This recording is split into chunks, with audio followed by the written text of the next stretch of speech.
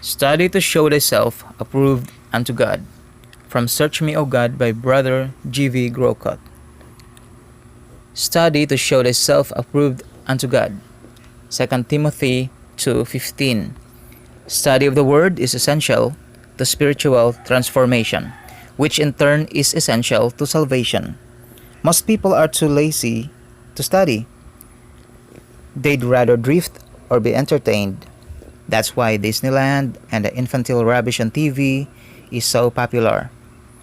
A large number of people read because they enjoy it, and it may even be good reading on the truth. But few people study. Study is effort and digging and concentration, and a methodical going over and over to get things clear and fixed in the mind.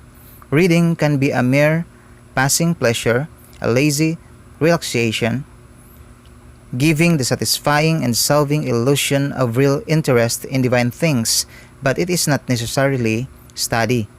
Study is disciplining the mind to consistent, purposeful labor and accomplishment.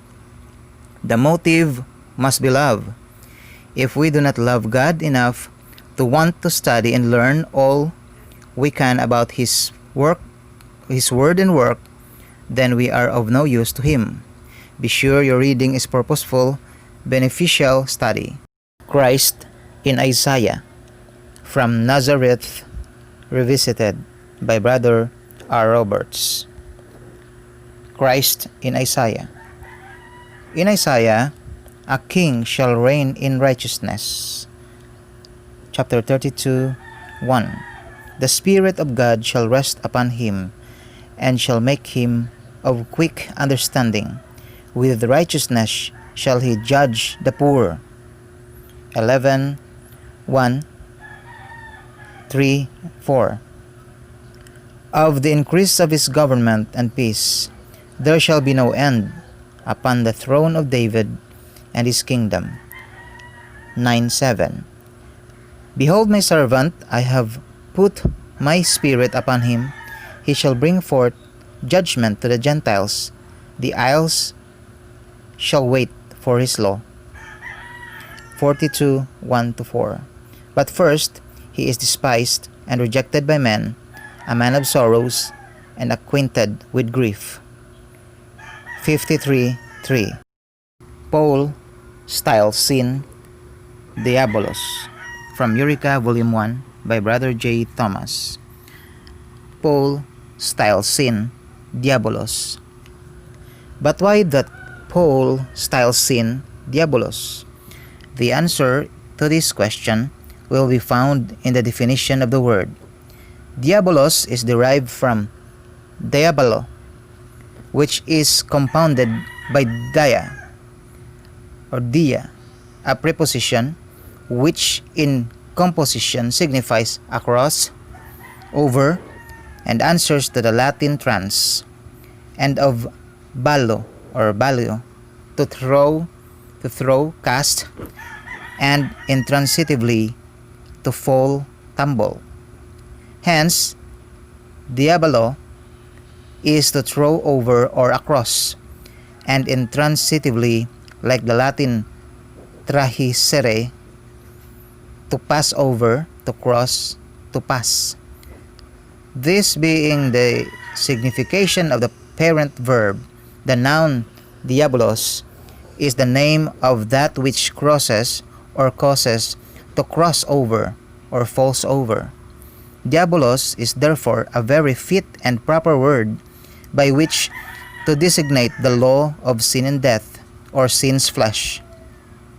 The Eternal Spirit drew a line before Adam and said, Thou shalt not cross or pass over that line upon pain of evil and death. That line was the Eden law. On the east of that line was the answer of a good conscience, friendship with God, and life without end. But on the west, fear, shame, misery, and death. To obey was to maintain the position in which he was originally placed. To disobey, to cross over the line forbidden, but he was drawn away and enticed by his own lusts. The narrative of Moses proves this. The man was enticed of his own lust to cross over the line or to disobey the law, so that his own lust is the diabolos. Thus, etymology and doctrine agreeing, our definition must be correct. The devil is sin in the flesh personified by Brother B.J. Dowling, The Berean Magazine, Volume 108, June 2020 issue. The devil is sin in the flesh personified. Sin in the flesh, when personified in Scripture, is called the devil, and it was a part of the mission of Christ to destroy this devil through death, which would have been impossible if sin as a physical element had no existence in him. But having sin in him constitutionally, we can see how he put away sin by a sacrifice of himself. This diabolos or devil, being in all the descendants of Adam, is styled our old man and the old man. In mankind generally, we see the old man with his deeds, Colossians 3:9. But in Christ, the old man existed without his deeds and is without evil doing. In his death, the old man was crucified, that the body of sin might be destroyed. The enmity in himself was slain and abolished. Ephesians 2:6. There was justice in his death and justification in his resurrection. In his death, there was a declaration of God's righteousness by showing man's sinfulness even by nature, and in his resurrection an illustration of the fact that God would not suffer an holy one, even in sin's flesh, to see corruption. Free Bible lessons to download and print. Study at your own pace.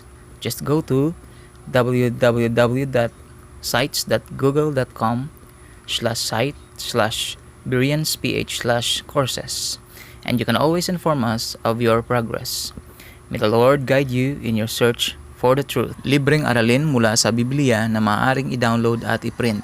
Pag-aralan sa sariling pamamaraan at panahon. Pumunta lang sa www.sites.google.com/site/BereansPH/courses, at maaari mo ring ipaalam sa amin ang iyong paglago. Naway gabayan ka ng Panginoon sa paghahanap mo sa katotohanan.